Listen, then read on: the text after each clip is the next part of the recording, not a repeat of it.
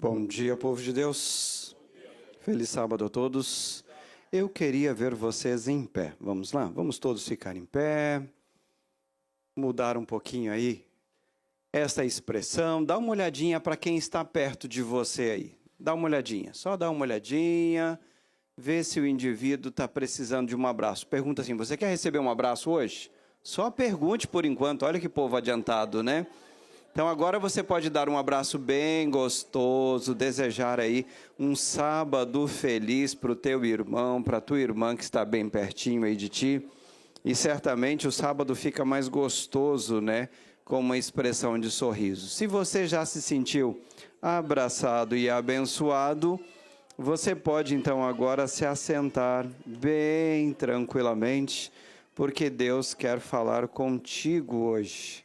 Ele já tem falado através do louvor, ele já tem falado através da oração, falou também através do estudo da escola sabatina, e agora ele quer falar através da palavra falada. Se você já se abraçou, já se sentiu abraçado, este é o momento então de você abrir a palavra de Deus. Abra a Bíblia no livro do profeta Isaías, no capítulo 6. Vá até a sua Bíblia ou acesse a sua Bíblia. Não fique sem acessar a palavra de Deus agora ou abrir a Bíblia. Vá até o capítulo 6 e é aqui, neste capítulo, que Deus quer falar com você assim de forma assim bem particular, bem ímpar. Feche os seus olhos e ore comigo neste momento. Pai bondoso, graças te damos porque neste lugar onde o Senhor se faz presente, onde a sua presença não somente é sentida, como também desejada, nós oramos em teu nome, ó Pai, rogando de ti a tua manifestação, pelo teu santo e bom Espírito e pela palavra, para que ao falar ao nosso coração, o Senhor também tenha cumprido o propósito de nos trazer até aqui. Ao nos trazer para cá, certamente trouxeste-nos, ó Pai, com o propósito de nos abençoar. E não há nada melhor do que ouvir a tua voz, compreender o teu querer e termos o privilégio de servir ao Senhor. Por isso, ó Deus, fale alto ao nosso coração. Se porventura um filho teu, uma filha do Senhor, veio para cá com o coração aflito, preocupados, com algo que, na verdade, só o Senhor pode resolver, visita este teu filho, visita esta tua filha, opere, ó Pai, o milagre segundo o teu propósito e alegre o coração do teu povo, Senhor. Por favor, acampe ao redor com os teus anjos, cale-se humano e agora então ouça apenas a tua voz. Nós te pedimos, orando gratos em nome de Jesus. Amém, Senhor. Amém. É um privilégio estar aqui com vocês. Moisés e a família são muito queridos nossos. Na ocasião em que ele vinha embora para cá, eu dizia na quarta-feira, o Pedro abandonou a família e ficou com a gente. O Moisés, a Sueli e a Aninha foram visitar os familiares todos pelo Brasil, mas tiveram que deixar o Pedro em casa. E da mesma forma aconteceu agora. Ao vir para cá, o Estevão então abandonou ali o convívio com a mãe, com a irmã, e preferiu vir para cá para acompanhar o pai. Não mesmo. Ele veio para ficar com o Pedro. O pai não estava nem preocupado com ele, né? Veio para conosco aqui. E é um privilégio estar com esta família espiritual. Ao olhar para vocês e ao ouvir eu Moisés dizendo, né, que aqui tem brasileiros, cabo-verdianos e portugueses. Que privilégio estar aqui com vocês. Tem colombianos também? Tem mais outra nação aqui? Colombianos, que bênção. E vocês vão ouvir o português. Hoje eu sou pastor em Tailândia, não a Tailândia lá da Ásia, tá? Mas eu sou pastor de Tailândia, lá no sul do Pará. Até dezembro agora estávamos trabalhando no Paraná, na região da Associação Oeste Paranaense, e nós fomos transferidos agora no final do ano para a Tailândia. Então eu estarei trabalhando em Tailândia a partir do ano de 2025. E agora há pouco os líderes de lá me perguntavam, pastor, você está onde? E eu mandei uma foto com neve, porque eles estão a 34 graus lá, né? Eu disse, eu estou num lugar bem aquecido. Então nós estamos um pouquinho distantes. O meu povo de lá, que eu nem os conheço, e agora o povo daqui que eu tenho o prazer de conhecer, né? Já sei do rosto de alguns que estiveram na quarta-feira, e já sei até o nome de alguém aqui, Carmita, é isso, né? A irmã Carmita, sei de um outro aí que liga todo dia para o Moisés. E longe de estar lá na casa dele, se você olhar para minhas mãos aqui, vai ver algumas farpas e alguns calos. Nós estamos aqui na reforma da igreja, né, Moisés? Todos os dias, meu filho, eu e o Moisés, estamos aqui trabalhando na reforma da cozinha, da área que envolve ali, para que logo, logo esta igreja tenha um espaço a mais, melhor, para servir a comunidade, né? Isaías capítulo 6. Se você já leu o título deste capítulo, já percebeu que ali diz sobre a visão de Isaías e o chamado que Deus fez a ele. Eu fico imaginando na tua experiência religiosa, quando é e como é que foi o chamado de Deus para você? Como é que a mensagem chegou até você? Eu nasci de berço adventista. Alguém teve que receber a mensagem para que você fosse privilegiado. E Deus quer falar com você justamente sobre isso. Porque todo verdadeiro chamado, o chamado que de fato vem de Deus, necessariamente precisa passar por 3 aspectos. E são estes os aspectos que Deus quer falar com você hoje na sua particularidade. Não vale para casal, não vale para família, é individual. Deus quer falar contigo em como você tem alimentado ou qual a consciência ou compreensão que você tem do chamado que Ele te fez. E se você está aqui por razões familiares ou talvez passeio ou qualquer outro motivo, você ao entrar naquela porta para dentro deste lugar, você veio porque Deus tem algo especial para falar contigo. Ele quer falar contigo do chamado, do propósito que Ele tem para a sua vida. E no capítulo 6, os versículos 1 em diante, o texto bíblico diz assim para a gente: no ano da morte do rei Uzias, eu vi o Senhor, disse o profeta, e Ele estava sentado sobre um alto e sublime trono, e as abas de suas vestes enchiam o templo. Serafins estavam por cima dele, cada um tinha 6 asas. Com 2 cobria o rosto, com 2 cobria os pés, e com 2 voavam e clamavam uns aos outros, dizendo: o que é que eles diziam? Santo, santo, santo é o Senhor dos exércitos. E o verso seguinte diz assim: toda a terra está cheia da sua glória. E o verso 4 diz: os umbrais das portas se moveram com a voz do que clamava, e o templo se encheu de fumaça. Esta é a primeira visão que o profeta Isaías tem. E ele vê Deus, a forma como ele descreve, sentado num alto e sublime trono. E os seres perfeitos, os serafins que por ali estavam voando, clamando, e eles clamavam dizendo que Deus era santo. Não apenas santo, mas Ele era santo, santo, santo. Todas as vezes que você passar por um texto bíblico e perceber uma repetição de uma expressão, pare, preste atenção, porque nesta expressão tem algo muito além do que simplesmente as palavras que estão escritas.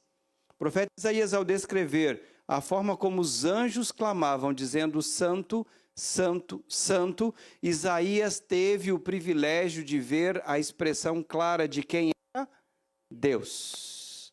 Quem é Deus? Quando ele descreve na palavra e nos livros que são escritos, os autores bíblicos descrevem quem é Deus, a Bíblia não economiza exageros para escrever Deus. Deus é todo-poderoso, Deus é onisciente, Deus é onipresente, Deus é o Criador, Deus é aquele que fala e que todas as coisas acontecem. Deus é descrito como algo extremamente além da natureza e da compreensão humana. E a pergunta do profeta Isaías para si mesmo é: quem é Deus? E eu refaço essa pergunta a você agora: quem é Deus? Quem é Deus para você? Quem tem sido Deus? Como você tem analisado Deus na sua vida? Como você tem internalizado Deus no sua essência, na sua existência? Para alguns, Deus é como um patuá, um amuleto da sorte, que ele carrega para usá-lo, quem sabe, em momentos difíceis, ou quem sabe para um momento em que o impossível para o humano, aí então ele coloca Deus. Para outros, Deus é como se fosse um garoto de recados. Leva para lá e ele leva, traz para cá e ele traz. Como se fosse apenas um indivíduo que pudesse o beneficiar quando ele de fato quer. Quem é Deus para você? Para alguns, eles chegam inclusive a dizer que Deus não existe. Quem é Deus para você? Quando olhamos para o cenário daquilo que recebemos como mensagem, nós temos como base na mensagem, e é disso que eu vou falar nas 2 semanas, de forma bem especial. Uma no particular, na vida do adventista, e o outro no contexto de povo e mensagem que temos. Os 2 finais de semana vão ser trabalhados desta forma. A base da nossa mensagem é Apocalipse capítulo 14, versículos 6 e 7 e em diante. E ali, então, a nossa mensagem que temos que pregar é o quê? Temei a Deus e dá-lhe glória. O que é temer a Deus? O que é temer a Deus? Será que é ter medo de um Deus todo-poderoso? Um Deus que, como o povo lá de Israel, viver uma experiência de quando chegava perto e ele começava a falar, a sua voz parecia como trovões, assustadores, terremotos, amedrontadores. Será que é este o Deus que temos que carregar como consciência e internalizá-lo? Temer a Deus muito além de apenas reconhecê-lo como o Deus que tudo pode, o Deus que respeitamos, o Deus que zelamos. A palavra temer a Deus é colocá-lo no lugar que lhe é devido. Quem teme a Deus o coloca no lugar que lhe é devido. Onde é que Deus está ocupando na sua vida? Qual o espaço, qual o local, qual o lugar que você tem colocado para Deus? Quando Deus pede algo do ser humano de forma especial, ele diz: filho meu, dá-me o teu coração. Deus tem ocupado o trono, também está assentado no trono do seu coração? Ou você tem vivido como as outras pessoas que carregam conceitos diferentes sobre Deus? Quem é Deus para você? O verdadeiro chamado. Quando passamos pelo processo do verdadeiro chamado, nós reconhecemos que Deus é santo. Santo, santo. Santo é o Senhor dos exércitos. E quando nós de fato reconhecemos Deus como de fato Ele é, reconhecendo como de fato Ele é, nós o colocamos aonde Ele quer estar, entronizado no coração do ser humano. Quem é Deus para você? O primeiro aspecto do verdadeiro chamado que Deus faz é justamente este: reconhecemos, temos uma visão correta sobre Deus. Quando nós temos uma visão correta sobre Deus, nós colocamos por terra os achismos e vamos direto no assim diz o Senhor. Existem muitas pessoas com conceitos distorcidos. Olha, eu acho que deve ser assim, eu acho que a religião é isso, eu acho que Deus é isso, eu acho que a Bíblia é essa, eu acho que a verdade é assim. Se Deus quisesse dar meio da sua opinião, Ele colocaria alguns pontos aqui. Alternativa A, você acha que é isso? Alternativa B, você acha que é aquilo? Deus, sendo Deus, Ele disse, é assim. Quando temos o verdadeiro conceito de quem é Deus, deixamos de lado o achismo e recorremos ao assim diz o Senhor. Uma certa vez, enquanto pregava sobre o sábado, eu dizia para os meus ouvintes que se Deus quisesse dar alternativas de dias, Ele não teria dito que era o 7º dia, o sábado dele. Ele não pediu nossa opinião sobre algumas coisas e nós precisamos admitir isto, porque Ele é Deus. Quem é Deus para você? O profeta Isaías entendeu. Ele entendeu que Deus era um ser acima de todas as coisas. Ele entendeu de fato quem era Deus. E ele então teve o privilégio, porque todo verdadeiro chamado, ao passar pelo primeiro aspecto do chamado, que é a visão correta de quem é Deus, passa pelo segundo aspecto que se encontra no versículo 5 em diante, diz assim: então eu disse. E que o profeta disse? Ai de mim, o que mais? Estou perdido. Por quê? Olha só, vai lá comigo. Porque sou homem de lábios impuros e habito no meio de um povo de lábios impuros. E os meus olhos viram o rei, o Senhor dos exércitos. Quando Isaías viu quem era Deus, inevitavelmente ele passou a ver quem ele era. E quem é você? Quem é você? Olha, pastor Jorge, eu sou o empresário disso, eu sou o professor daquilo, eu sou o doutor daquilo, eu sou o professor daquilo. Não estou perguntando o que é que você faz, quais atribuições você tem. Porque o verdadeiro chamado de Deus, quando passa na visão de quem é Deus, inevitavelmente nos leva a olharmos quem realmente nós somos, lá no íntimo. Quem é você? Quem é você? O profeta Isaías, no capítulo 1 e nos demais capítulos, ao descrever a humanidade, o ser humano, ele diz que o ser humano que não tem a visão correta sobre Deus, o ser humano longe do ideal de Deus, ele é como se fosse um indivíduo que está do alto da cabeça até a planta dos pés, como se fosse feridas abertas, sem serem tratadas, sem serem amolecidas, sem estarem no processo de cura. Feridas colocando a sujeira toda para fora. Quem é você? Infelizmente, nós temos um tremendo defeito. Nós olhamos as pessoas, às vezes, pela cútis, pela cor dos olhos, pela questão aquisitiva, pelo carro que dirigimos. Às vezes, medimos as pessoas pelo posto que nós ocupamos. E, às vezes, nos achamos maiores ou melhores do que o outro, porque nós temos maiores ou melhores benefícios. Quem é você? A Bíblia, quando descreve o ser humano, ela diz o seguinte, que toda a humanidade colocada na balança é menos que um grão de pó. E quando nós pensamos na balança, de hoje nós vemos balança de precisão, onde um micrograma é medido.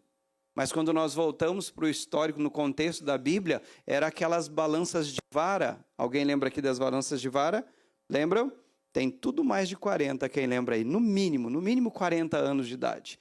Aonde 1 grama, 10 gramas, 50 gramas não fazia diferença nenhuma, porque os pesos eram dados em quilos ou até mesmo em arrobas.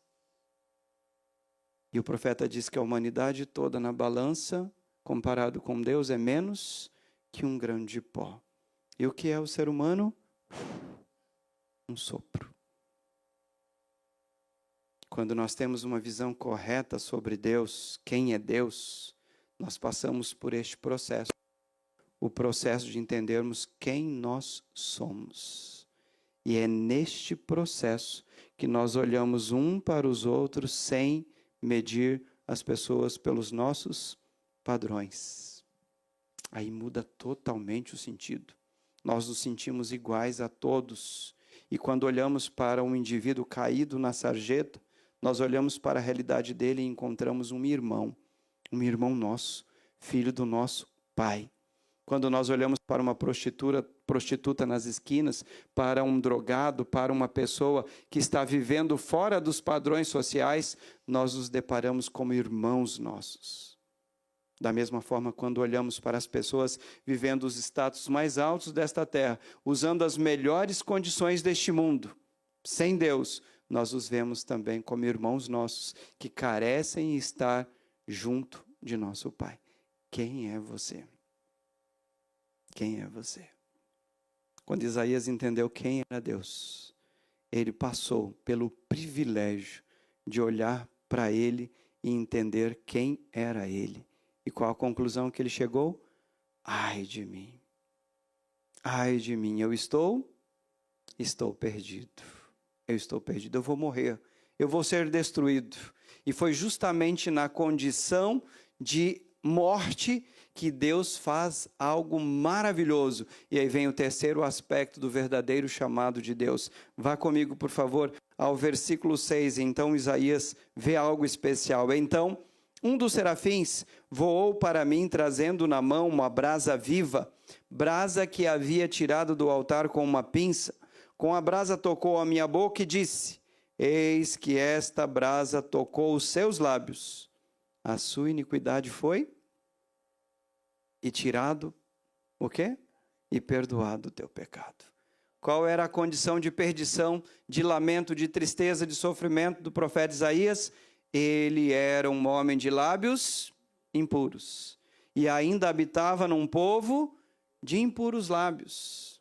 De repente ele olha para o céu, depois de entender quem é Deus, depois de entender quem ele era, ele olha para os céus e ele vê um daqueles anjos voando até ele, segurando ali com uma pinça, com uma espécie de um alicate, com uma tenaz, e agora então aquela brasa que é tirada do altar, de forma metafórica, na visão que ele tem, chega até ele. Você consegue imaginar uma brasa se aproximando dos seus lábios? É um dos lugares mais sensíveis que a gente tem. E ele diz assim, quando a brasa toca nos seus lábios, então ele ouve a declaração que vem do alto, que vem do alto. Ele diz, eis que a brasa tocou os teus lábios, tua iniquidade foi tirada e perdoado foram os teus pecados. É somente quando temos uma visão correta de quem é Deus, que entendemos quem nós somos. E aí passamos a perceber o benefício que recebemos. Este é o terceiro aspecto. Nós entendemos o benefício que recebemos. Uma brasa foi tirada do altar dos céus. Era a brasa viva. Essa brasa foi tirada e veio ao encontro da humanidade na necessidade que eles possuíam. E qual era a condição da humanidade? Ai da humanidade, porque a humanidade toda estava perdida. Havia um pecado. O apóstolo Paulo diz isso em Romanos 5,12. Por um só homem entrou o pecado no mundo, e pelo pecado, a morte. E a morte passou a todos. Por quê? Todos pecaram.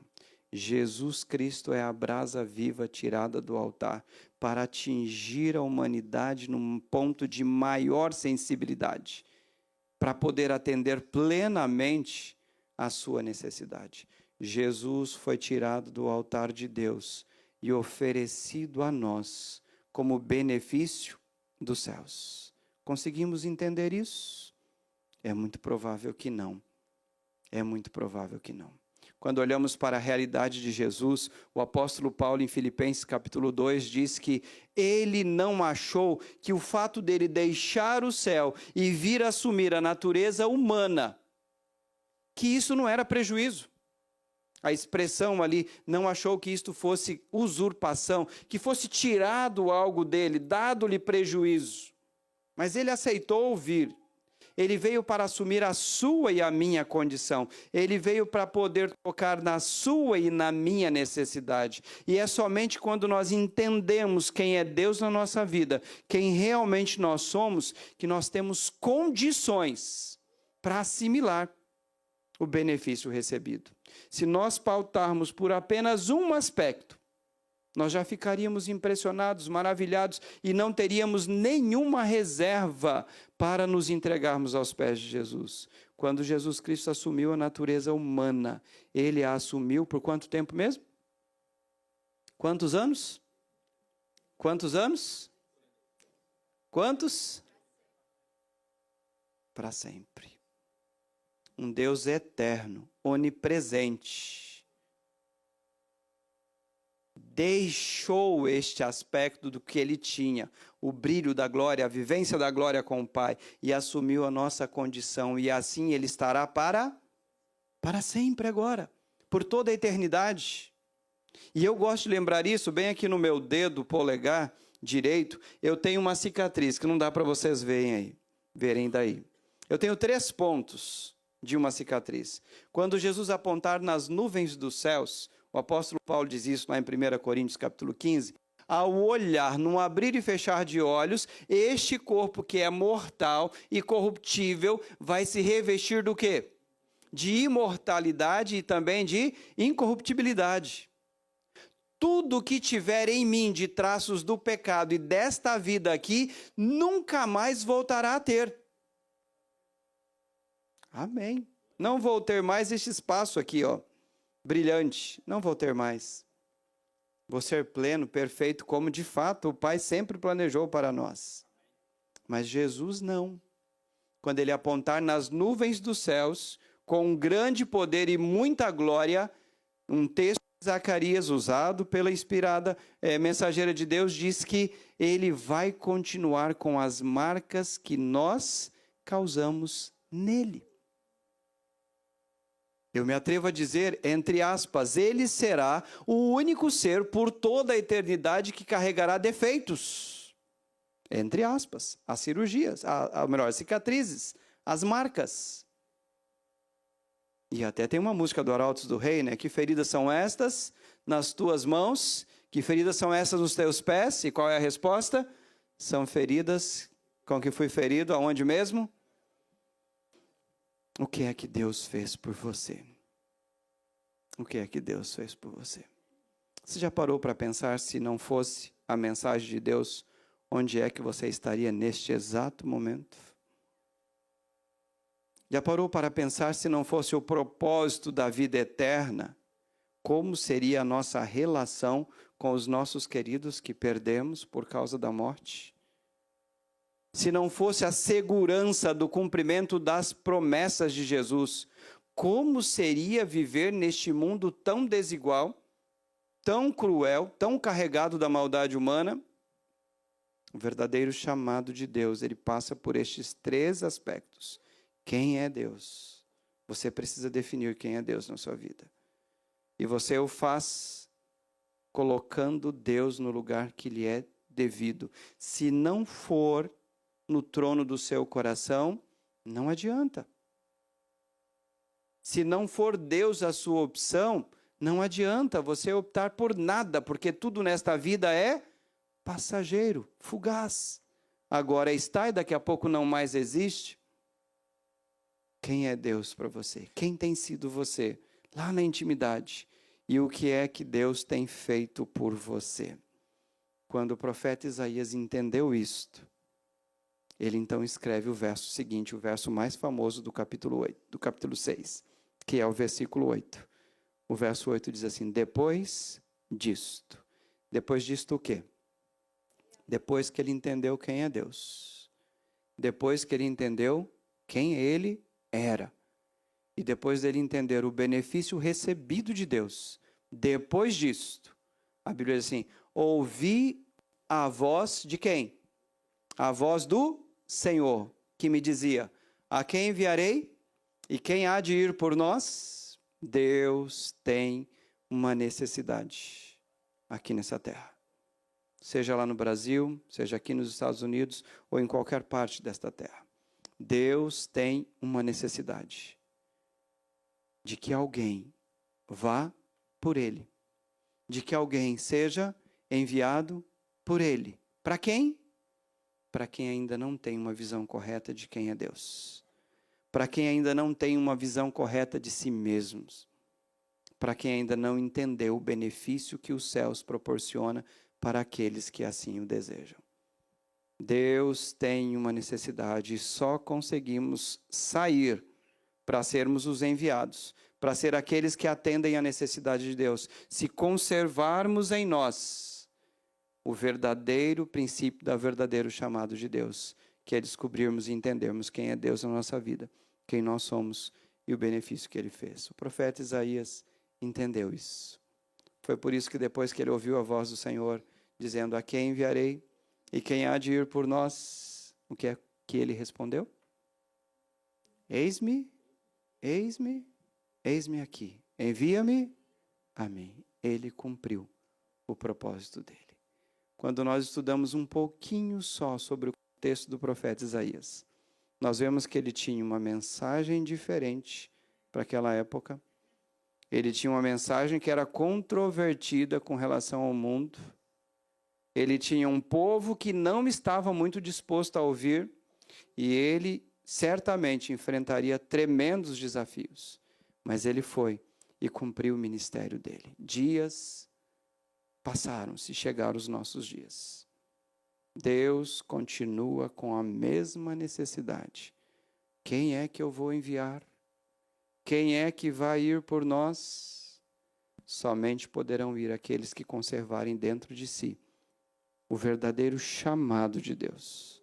E o verdadeiro chamado de Deus passa pelos princípios de entendermos quem é Deus na nossa vida, quem nós somos realmente e entender o benefício recebido. O meu sincero desejo é que você tenha entendido o propósito pelo qual Deus te trouxe aqui. Ele precisa de homens e mulheres, jovens e adultos, que depois de experimentarem o verdadeiro chamado e entenderem o porquê Jesus morreu na cruz do Calvário, saia e diga para as pessoas que estão lá fora. Digam para aqueles que, quem sabe, estão caídos na sarjeta deste mundo, pela falta de todo e qualquer recurso. Mas também digam para aqueles que estão também caídos na sarjeta deste mundo, ainda que desfrutando os benefícios dos melhores recursos. Porque um homem sem viver o propósito de Deus, ele entra na condição de miserável, cego, pobre e nu, ainda que se desfrute das coisas boas que este mundo tem. Que Deus te abençoe.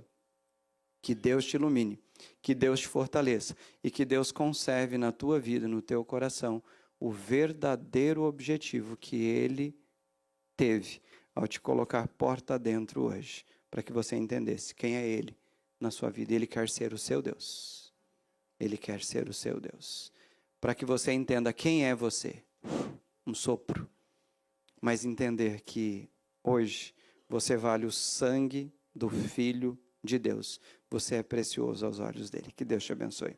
Ao ouvir esta canção, prepare o teu coração para a decisão que você tem. E se você já entendeu que foi para isso que Deus te trouxe aqui, enquanto a irmã estiver cantando, se coloque em pé em oração para depois orarmos juntos no final. Conto uma historinha de uma pequena cidade, que um menino pequeno chegou para sua mãe e disse: mãe, hoje eu decidi que eu quero ir encontrar Deus. E a mãe disse para ele assim: filho, mas como assim encontrar Deus? E ele disse assim: mãe, hoje eu quero encontrar Deus, hoje eu preciso falar com Deus. Depois de tentar persuadi-lo a orar, a ler a Bíblia, ele disse: tudo bem, mãe, eu entendo tudo isso, mas hoje eu quero encontrar Deus de uma forma muito pessoal. E ela disse: tá bom, e como você quer fazer? Então prepara 2 lanches, mãe. E eu vou sair em busca e vou encontrar-se com Deus. A mãe preparou os 2 lanches para aquele menino, ele colocou em sua bolsa e ele saiu em direção à praça da sua cidade.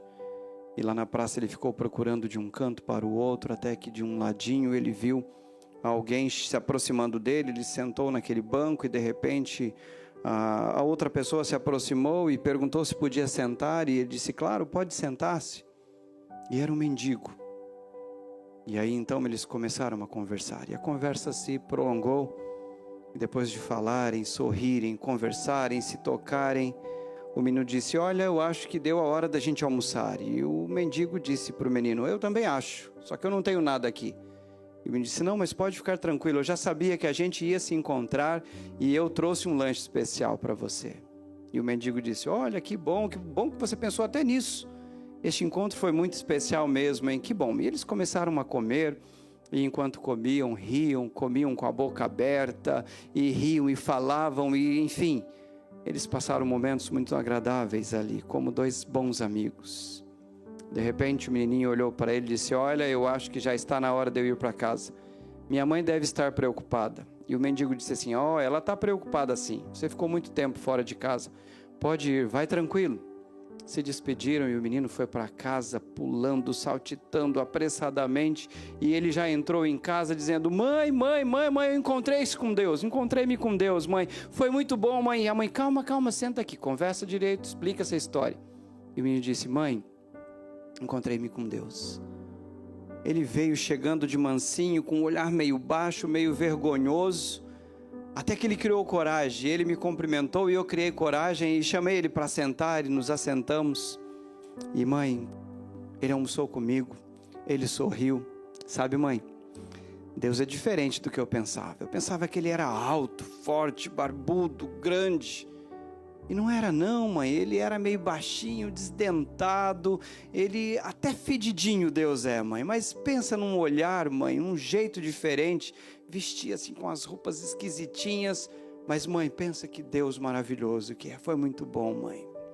Ela disse: é mesmo, filho? E eles continuaram conversando. Do outro lado, o mendigo chegou ali junto com seus amigos e logo eles perceberam que havia algo diferente. E os outros mendigos disseram: olha só o que aconteceu, ficou rico hoje, ganhou ele muito melhor, muito melhor. E eles disseram: o que pode ser muito melhor do que isso? E o mendigo disse assim: hoje eu tive um encontro com Deus. E os mendigos disseram assim: está ficando doido mesmo? Como assim, encontro com Deus? E ele disse assim: olha, e Deus é diferente de tudo que a gente já conversou. Deus é um menino muito educado, cheiroso, do cabelo lambidinho, penteadinho assim, usava umas roupinhas assim macias. E Deus é muito especial, porque Ele sabia a hora exata que eu estava com fome. Ele trouxe um lanche, a gente conversou, e Deus riu, Deus falou com a boca cheia. Pensa numa coisa interessante. E assim o mendigo continuou contando a história. O que estas duas historinhas têm que ver? Tem mendigos lá fora, esperando o menino Deus, que você pode ser. Sim, tem gente andando lá fora, nas ruas, às vezes feridos por este mundo, esperando alguém para revelar-se como Deus para eles. Tem meninos, tem pessoas imaturas andando para lá e para cá, também esperando alguém que revele e represente Deus para eles. A quem enviarei, disse Deus, quem vai ir por nós? Os céus hoje registrou a decisão aí do seu coração. E eu espero sinceramente que os mendigos deste mundo e os meninos deste mundo encontrem-se com Deus e se sintam tão plenos, tão cheios, tão felizes, que eles possam entender e conhecer quem é Deus, para entenderem quem eles são e experimentarem o que a gente já experimentou. Que Deus te abençoe e te use. Pai bondoso, obrigado, Senhor, porque na experiência do profeta Isaías, o Senhor resolveu, decidiu se mostrar para eles. Obrigado, Senhor, pela experiência daquele teu servo. Obrigado porque ao abrirmos a tua palavra, o Senhor também decidiu se revelar para nós hoje. Obrigado por ser o Deus que tu és, ó Pai. Obrigado pelo chamado que o Senhor tem feito ao teu povo em dias tão escuros desta terra. A exemplo do dia de hoje, um dia de neve, dias frios, onde as pessoas não mais se preocupam com a salvação. Pai bondoso, Deus Todo-Poderoso, usa cada filho, cada filha do Senhor que nesta manhã resolveram atender o teu chamado. Ajuda-os, ó Pai, nesta caminhada. Se revela, ó Deus, continuamente para eles. Dê a eles ânimo, dê a eles coragem para poder encontrar os outros filhos, as outras filhas que o Senhor tem andando, perambulando por este mundo de perdição. Usa-nos, ó Pai, como instrumentos do Senhor. Se o Senhor procurava alguém para enviar hoje, eis-nos aqui, envia-nos a nós. Peço a tua bênção e proteção em direção aos nossos lares agora. Oramos gratos, porque oramos confiados nos méritos de Cristo Jesus. Amém, Senhor.